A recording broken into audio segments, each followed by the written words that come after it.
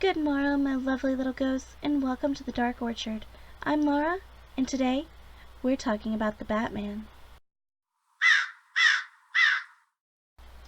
As I said in my intro, today I'm talking about Batman. More specifically, I'm going to be talking about my history loving Batman. I'm also going to be discussing the new The Batman film, directed by Matt Reeves. To get things started, I'm going to talk about my personal experience with absolutely adoring everything Batman related. I can't really pinpoint my earliest Batman memory, but I remember my entire childhood being centered around all things Batman. For example, Scooby-Doo. Scooby-Doo meets Batman. Probably my most watched Scooby-Doo episode ever. I mean, I loved it.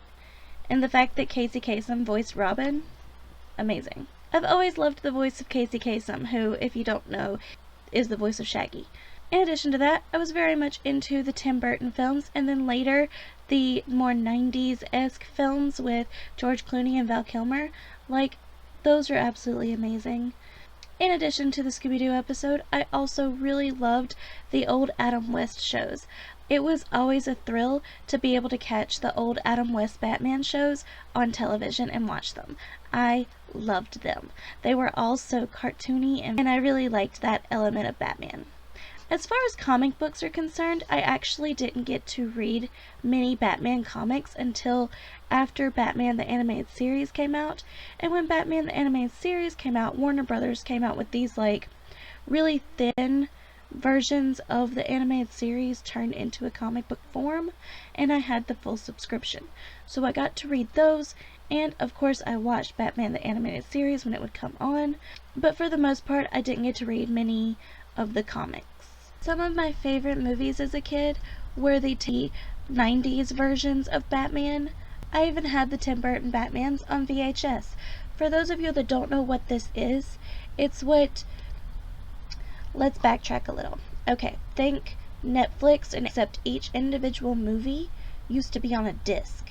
And before it was on that disc that we called a DVD, it was on one of these, a VHS tape. And if you played it too many times, it broke. That happened to this. But I got another one because I watched it so much. And then, as soon as they came out, I also got these. Out of Keaton, Clooney, and Kilmer, Clooney was my favorite Batman. Why? Because I distinctly remember watching Batman and Robin on a big screen twice. I went to the actual theater to see it, and then I also went to the drive-in to see it. This movie was my life when I was 7, 8 years old.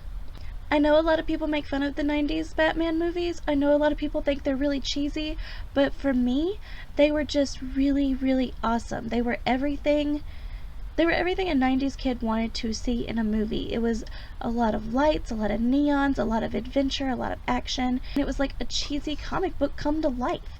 And it was just a really cool adaptation of something that I'd seen glimpses of my entire life. But I can so vividly remember when I was 7-ish years old, sitting in a theater watching Batman and Robin for the first time. And I had no clue what to expect. I had seen Batman Forever. I fell in love with Val Kilmer so much that it made me want to watch his other movies, and I watched Tombstone, which got me into a whole western scene, but that's a whole different video. Anywho, but Batman and Robin was something completely different. It was a step up, and it had so many amazing people in it. Some of the things that people didn't like about the 90s movies were that Arnold was in it, and that he kept making cheesy little jokes, like the ice-related Mr. Freeze jokes. What killed the dinosaurs? The Ice Age! Personally, I loved his Mr. Freeze character. I thought it was perfect, and it was so awesome. It was chrome. It was just perfect in every way. He really made the character his own, and still kept the heart and integrity of the character, in my opinion. A lot of people talk about the Bat credit card and the Bat nipples being on the suit, which we'd never seen before. 7 million. Never leave the cave without it. But I think it was fun. And of course, Uma Thurman played Poison Ivy, and I absolutely love the character of Poison Ivy. I am nature's arm, her spirit, her will. Hell, I am Mother Nature. But I think Uma Thurman was perfect for the role. I love Poison Ivy, and I love the way that she played the character. So I haven't seen an adaptation of her yet that I have not enjoyed. I especially like The Adventures of Batman Poison Ivy. So, where to now? Any place is fine by me, as long as it's away from that guy. 90s kid, and I'm one of those 90s kids that thinks those movies were actually really good. Speaking of those movies, I used to vacation in Nashville every summer. If you don't know, they actually used downtown Nashville as sort of like the building block for what Gotham was going to look like in those films. And the big building that has the bat ears, the Batman building, is the BB&T building in downtown Nashville. And I used to pass by that building every single day when I was in Nashville. And, of course, I'd have to say, there's the Batman building, or when we'd drive into Nashville, I'd point out that's the Batman building, because it was just so cool, and it actually looks like the Bat helmet, and yeah. So yeah, long story short, my entire life I've loved Batman, and it all started when I was really little, and it hasn't stopped. So, let's talk about the new Batman movie. The running title right now is just The Batman, and there were 2 actors in consideration for the lead role for Batman. The first actor was Robert Pattinson, and the second actor was Nicholas Hoult. For those of you that don't know, Nicholas Hoult is the guy that plays Beast in the new X-Men movies. I said the school's closed. You need to leave. Not until I see the professor. There's no professor here. I told you that. And honestly, I think I would have wanted to see him play Batman over Robert Pattinson, but we'll get to that in a minute. The Batman, I know it's a working title, but that's what I'm going to refer to it as, because we don't have an actual title. So The Batman is set to be released in 2021. Another thing to be released in 2021 is the Suicide Squad movie. This Batman movie is going to be in partnership with Warner Brothers, and it's rumored to be a 3-part Batman series. Now here's where I'm going to talk about Robert Pattinson. I've seen quite a few movies with this guy in it. Pattinson is a seasoned actor. I've only seen 3 movies that Pattinson's been in, and I've seen parts of Twilight with my cousin, but I've never seen it all the way through because I just honestly couldn't sit through it. Even with Jamie Campbell Bower being one of the actors, I could not watch Twilight. I honestly could not watch the entire thing if you paid me. So I've seen Water for Elephants, I've seen Life, and I've seen Harry Potter, and parts of Twilight. In those movies, he's not really pushing his boundaries for what he could do. With a lot of films that Pattinson has been in, he's chosen to take a supporting role so he could improve on a character that he found more interesting than the lead role. So we haven't really had the chance to see him in a lot of big roles. We've just seen him as supporting character in a lot of films. Out of all those, his role in Life, I guess, gives you the best idea of how he's going to play with Batman. Life, I love a James Dean story because I love James Dean, but personally I cared more for the James Franco James Dean movie than this one. And Water for Elephants just had its own little quirks, but I think he played basically the same kind of character. I've just personally never been a big fan of his characters. I loved Cedric in Harry Potter, but I loved Cedric as that character because I already loved that character in the books. I've heard that if you watch The Lost City of Z or one of his other more serious roles, you'll be able to see that he will be capable of playing Batman. However, my brain just cannot grasp the fact that this guy that I've seen only in supporting roles is going to be a good Batman. So I'm really anxious to see how he's going to bring Bruce Wayne to life. So we'll have to see.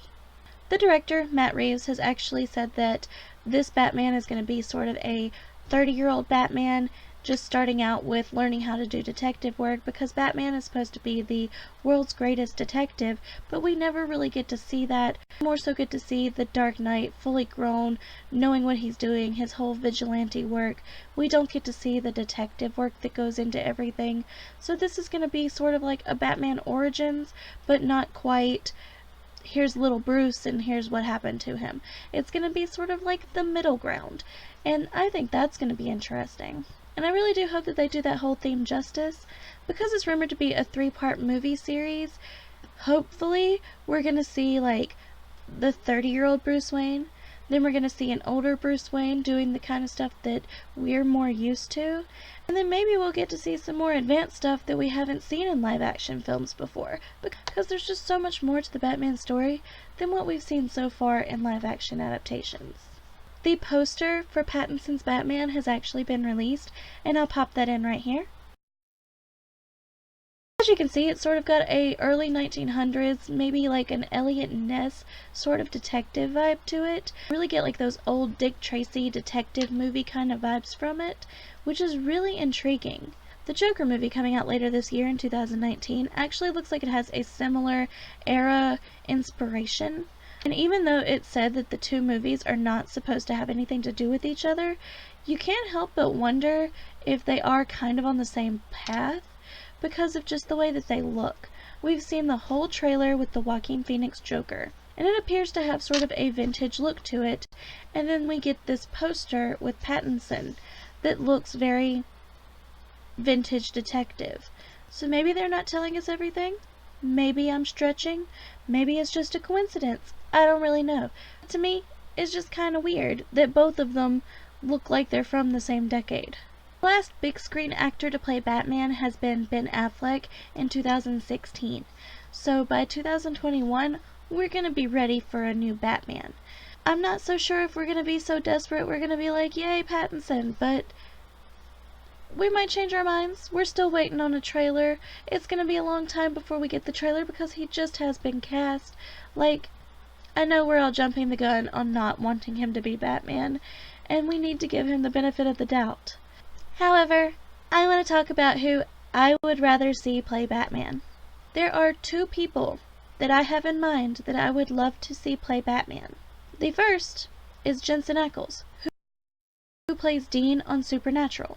And as we all sadly know, Supernatural has been cancelled because no one made the next Crossroads deal, and the 10 years are up. To me, Jensen Ackles is a perfect Batman. And he actually has some ties with Batman already. In the animated movie, Batman Under the Red Hood, Jensen Ackles actually voices Jason Todd. And let me tell you, he did a fantastic job. Like, I'm not even joking. I love that movie. Jensen Ackles brought a whole new element to an already amazing character. And then this past Halloween, we actually got to see him dress as Jason Todd. And it was so cool. It was so cool seeing the character that he voiced coming to life. And I could go off on this whole Supernatural spill about the anime and stuff, but I'll spare you. If you do want a Supernatural inspired video though, leave it down in the comments and I'll totally do that. Another little fun fact is that Supernatural actually had a little nod to Jensen Ackles actually voicing the character in Under the Red Hood. One of the convenience store workers actually wore an Under the Red Hood shirt in one of the scenes. So that was really cool. Jensen Ackles could play the typical Batman role. He's of that perfect age, that perfect build, he's got the looks, he's got the voice. I think it all would work out so beautifully. As for the age range that we're going for with Pattinson, I would have rather seen someone like Andy Biersack play the role of Batman if we're going for a younger Batman. As we've seen in the film American Satan, Andy Biersack is more than just a singer, he's also an actor. He's got so much going for him, and American Satan really brought out that Batman angst that we all want to see, and I'm sure it could be turned up even more notches for the character that he loves so much. Andy has a myriad of Batman tattoos, including an Earth 43 Batman. And it's just so amazing to see someone with so much talent paying homage to a series that he actually enjoys very much and grew up with, much like I grew up with. For the Batman anniversary this year, Hot Topic actually had Andy Biersack pose in different Batman shirts. I'm going to link you down in the description to a few videos. One is an inked video where Andy talks about his Batman tattoos, and the other is going to be Andy talking about his favorite comic books. And then the last video I'm going to link you to is his interview on Fatman on Batman, which is a show hosted by Kevin Smith, but Andy talks more in depth in that interview about his love for Batman. With all that being said, I would like to say something else. If I had it my way, Jensen Ackles would play Batman, and Andy Biersack would play Jason Todd. I need that live-action movie. I want Jensen to give up his role as Jason Todd to Andy and take on the role as Batman instead. Because, in my opinion, they're perfect for those roles. Some of you might recall when The Shadow Side came out that Andy had the little white tuft in his hair, much like the Jason Todd little white tuft in his hair. I feel like his acting presence, I feel like there's so much about Andy that fits into the angst of Jason Todd, and I feel like he could really bring out everything that that character represents. So in my perfect world, in my dream world, in my dream Batman movie, Jensen Ackles would play Batman, and Andy Biersack would play Jason Todd.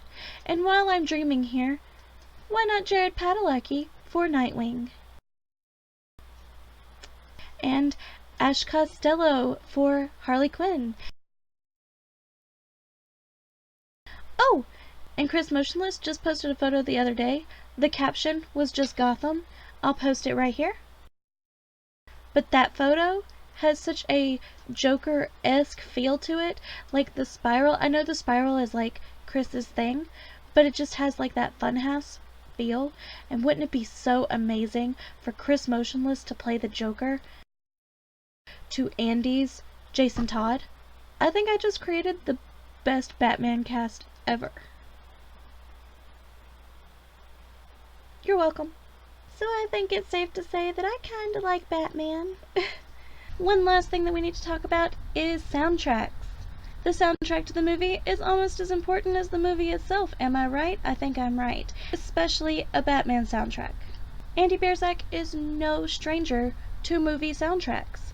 In fact, you might know about a little movie called Avengers. His band Black Veil Brides actually has a song on that soundtrack. Their song Unbroken is featured on the Avengers soundtrack. A Batman soundtrack needs to be memorable, and we all remember the Seal Kiss from a Rose for Batman Forever. For one, love a good soundtrack. For example, going back to the whole Scooby-Doo element, when the live-action Scooby-Doos with Sarah Michelle Gellar and Freddie Prinze Jr. came out, I loved that soundtrack. Every single song. I would listen to that soundtrack on repeat. So obviously a movie soundtrack, at least to me, means so much. And I believe that Andy, especially his solo project Andy Black, would be perfect for a Batman soundtrack. More specifically for the Batman soundtrack, because it's for a younger Batman, and I believe that Andy could lend that extra voice to a younger Batman. Even if he's not necessarily playing the character, I believe adding a song from Andy Black to the soundtrack would be absolutely perfect for this project.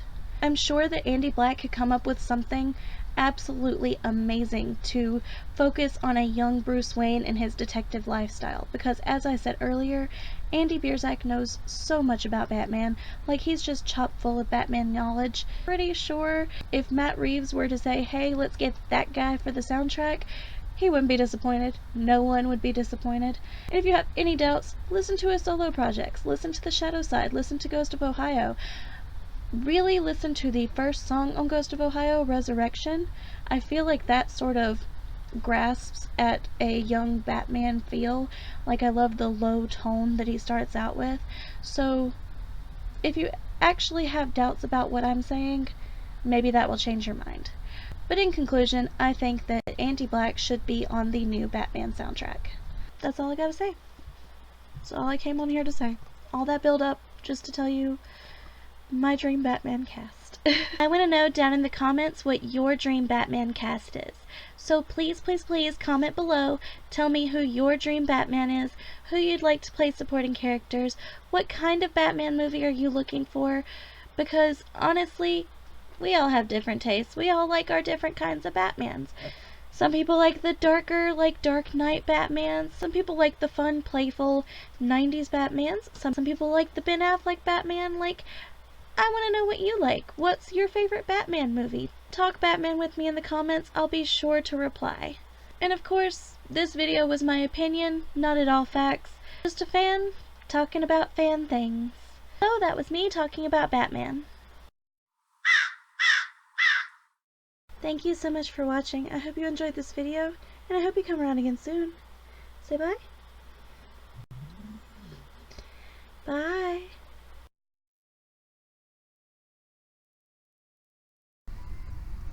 You're not even sorry.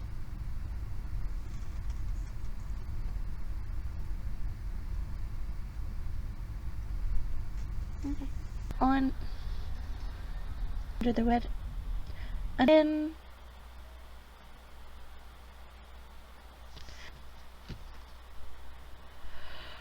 I just said it. What is it? Comic books. One of the convenience store workers. Ow. In the animated series, Jensen Ackles is totally. Anyway, Jensen Ackles. No, I'm gonna go into more depth with those, so I need to talk about the Flying Grayson. Ooh, your brothers. Soundtrack.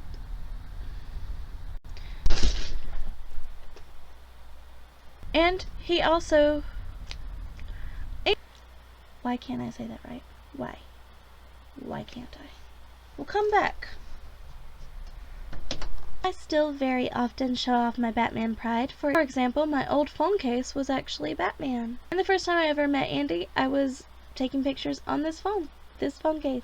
And this sweet baby's name is Grayson, named after Richard Grayson. And then this little squirmy worm that crawled out of a little fire, his name is Phoenix Harvey, named partially for Harvey Dent. The Tim Burton. For example, my own folk. I would listen on the memorable. And then Little fun fact, they actually did have a little nod to Jensen Ackles. Words. Jensen Ackles brought in the new. Am I saying those right? Am I saying them opposite? Like in X-Men. I don't know when that skipped frame was. Why do you do this to me? Decade inspiration.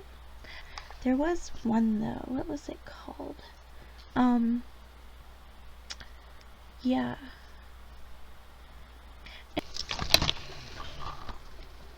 I really get